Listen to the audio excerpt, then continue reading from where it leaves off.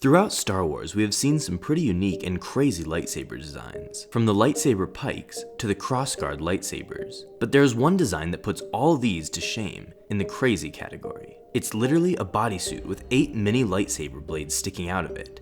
The character to use this design was Irak Ismarin, who went on to call himself Lord Nyax in his later years. He was originally the son of Roganda Ismarin and Sarkev Quest, who were both Emperor's hands, who essentially acted as dark side assassins who directly got their orders from the Emperor himself.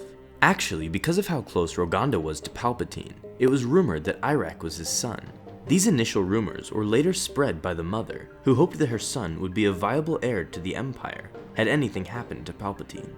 Roganda trained Irak to use the dark side of the Force, and groomed him up to be the next future Emperor. On top of the dark side, she also implemented a sub-electronic converter into his brain, which allowed him to control nearby machinery with his mind alone. However, unfortunately for her, Palpatine died when Irak was only 8 years old, making her claim to the throne very difficult, as he was only a child, and also for the fact that not many people believed that Irak was really Palpatine's son.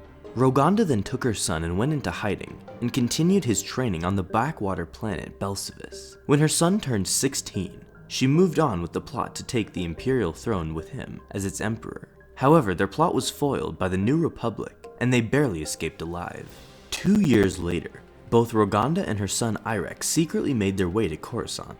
Still holding on to the dream of putting her son on the Imperial throne, Roganda had Irak go through intensive cybernetic enhancements. These surgeries increased his body mass and bone volume, making him somewhat of a giant in size. She also encased him in a suit that had 8 lightsaber blades implanted into it. 3 blades stuck out from each of his arms, while 2 stuck out from his knees. Although this suit looks like a death trap for the wearer, the suit did contain a fail-safe system in which the lightsaber blades would automatically deactivate if they came in contact with his body. His main fighting style was mainly just to charge at his opponents and wildly slash at them with his 8 lightsaber blades. Roganda hoped that such a unique design would catch more experienced duelists off guard, that they wouldn't know how to fight against such an opponent. Though this didn't exactly work, as Irak was literally stabbed through the head in a duel against another darkside user. This left him brain dead, but his body was still kept alive by his mother. She desperately tried to bring his consciousness back by artificially implanting his past memories back into small portions of his brain left, but she barely found much success doing so. She then tried to attach his mind to cybernetics, hoping to at least be able to use his raw strength for her own bidding. However, during one of the operations, Irak abruptly awoke and mindlessly killed Roganda, cutting her up into 8 pieces with his lightsaber implants. He at this point was somewhat more like Frankenstein. He couldn't talk and was just a giant mindless creature that was somewhat controlled by the cybernetic brain implants in him.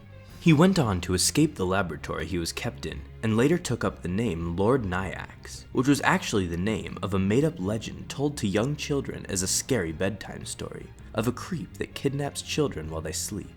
Anyway, this now proclaimed Lord Nyax was finally confronted by Jedi Master Luke Skywalker and a few other Jedi, who threw this giant Frankenstein-like creature into a pit and sealed it off.